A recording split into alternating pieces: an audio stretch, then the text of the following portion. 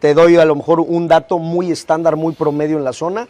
En un periodo de 12 a 18 meses estamos hablando de plusvalías entre el 25 y 30% en escenarios conservadores. La verdad es que a mí es un sector que me enamora. O sea, la industria se me hace algo increíble, así como hay gente que le encantan los coches, la agricultura o cualquier otra industria. Para mí el sector inmobiliario es el principio de todo. La realidad es que pues estás vendiendo la tierra donde estamos. Es una necesidad inmediata. Legal Global Consulting presenta Mundo Inmobiliario con Luis Ramírez, líder de opinión en el sector inmobiliario.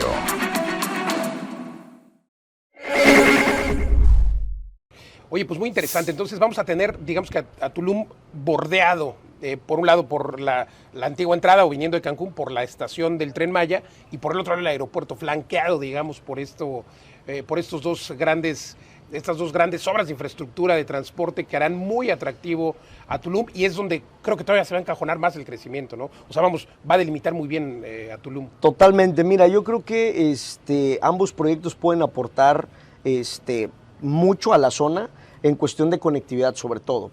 Se hablaba, por ejemplo, para que te des una idea, que en el primer año de operación del aeropuerto internacional se esperaban alrededor de 5 millones de turistas. Nada únicamente más. El primer año. Tomando en cuenta que al día de hoy, vuelvo a lo mismo, mis últimos datos, porque volvemos a lo mismo en Tulum, todo va cambiando prácticamente que semanalmente, había alrededor de 8,000 habitaciones en oferta para rentas vacacionales, tomando en cuenta también la oferta hotelera. Estamos hablando que no hay forma alguna que al día de hoy se pueda cubrir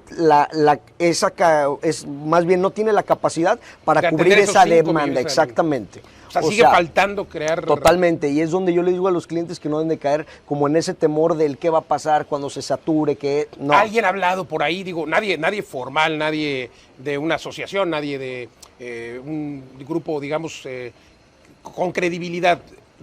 Simplemente rumores dicen que Tulum se está saturando. Mira, al día de hoy está... desde mi punto de vista muy personal y no tanto, no lo digo a lo mejor como presidente de AMPI, sino como director comercial de una constructora inmobiliaria de aquí de la zona. Lo vemos claro, tú también tienes el termómetro en la mano con el tema de la operación de rentas vacacionales. Como yo le digo al cliente, hay que comenzar a preocuparse cuando empecemos a bajar del 10% de retorno anual. Claro. Ahí ya dices, ok, y al día de hoy lo sigue dando. Y aún así, si estuviera dando un 8 o 9%, sigue siendo un retorno bastante interesante. Bastante interesante, más plusvalía. Claro, más plusvalía comparándolo con cualquier otro destino a lo largo del país. Difícilmente vamos a tener esos números. Te quiero preguntar sobre la plusvalía, pero antes aclararle a la audiencia. A ver, se espera en el primer año de operación del aeropuerto, que ya se está construyendo, datos del Fonatur hace 3 semanas, el director te lo cuenta de manera personal como presidente de AMPI, y por supuesto a todos los empresarios. La fecha de entrega es el 23, te dijo. 23 de diciembre del 2023. Además, ahí estaremos sin duda, y además una fecha enigmática, ¿no? 23 ahora que se maneja tanto eso de los números, y se espera que el primer año tenga por lo menos 5 millones de personas que van a venir a este destino. Y hoy tenemos más o menos 8,000 cuartos para renta, tanto de edificios privados como de la zona hotelera. Totalmente. Porque hay que recordar que los hoteles son boutique, los edificios son boutique. No son los grandes hoteles de Cancún, no son los grandes hoteles de la Riviera de Maya, que un solo hotel puede tener 1,000 cuartos. No, aquí hay en total 8,000. Esto quiere decir que naturalmente no va a haber suficientes cuartos para pues cubrir la demanda de esos pasajeros que van a llegar. Hacer contenido para quienes nos están viendo no es poner la fotito de la casa que está usted vendiendo. Trate de asesorar a lo mejor respecto de la colonia. ¿Y qué dirías que es lo más importante? Empezar, atreverse y empezar, ¿no?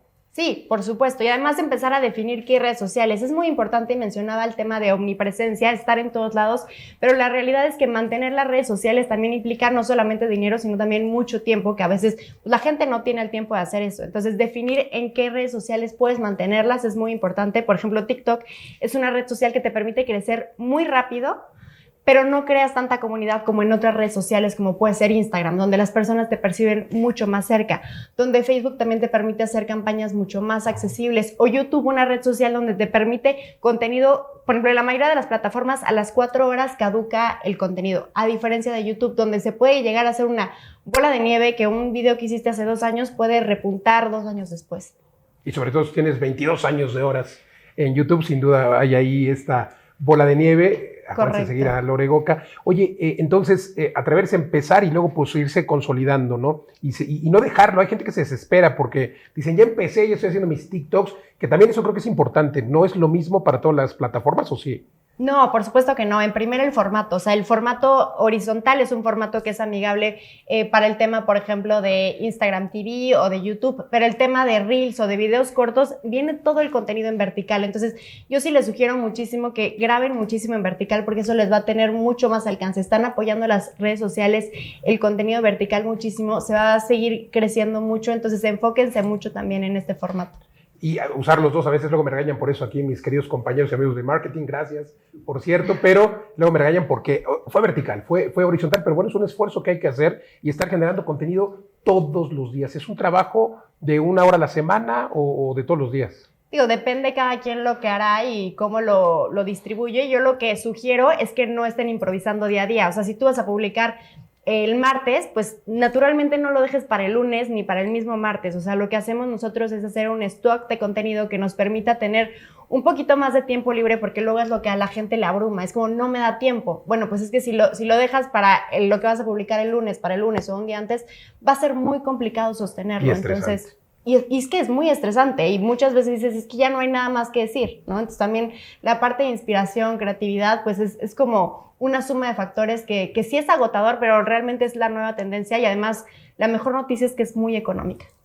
Y pues, prácticamente gratis, ¿no? Hay que hacer el esfuerzo, empezar a tomar un cursito de videos, de fotos y por supuesto dar información. Yo creo que eso es bien importante lo que decías, buscar darle a las personas, más que venderles algo, buscar darles realmente asesoría, porque a veces al asesor inmobiliario se le olvida que su profesión es ser asesor inmobiliario, o sea, dar asesoría, yo siempre lo digo, y asesoría de preferencia patrimonial, etcétera, platicarles más de la zona, no platicarles nada más de cuántos baños tiene la propiedad, porque eso la gente ya lo sabe, ¿no? Entonces, creo que ahí lo anotan, señores asesores inmobiliarios. Y para los que no están todavía dentro de este sector inmobiliario, ¿qué opinas del emprendimiento? ¿Qué les dirías a quienes buscan empezar a vivir, a trabajar en este mundo inmobiliario como agentes inmobiliarios? Digo, es que hay tantas cosas que hacer, pero para empezar como agentes inmobiliarios, se creía hace muchos años que esto era solo para gente retirada, para gente de edad, jubilados, o que no tenían otra cosa mejor que hacer. Y ahora pues vemos cada vez más jóvenes, vean aquí, bueno, véanos aquí,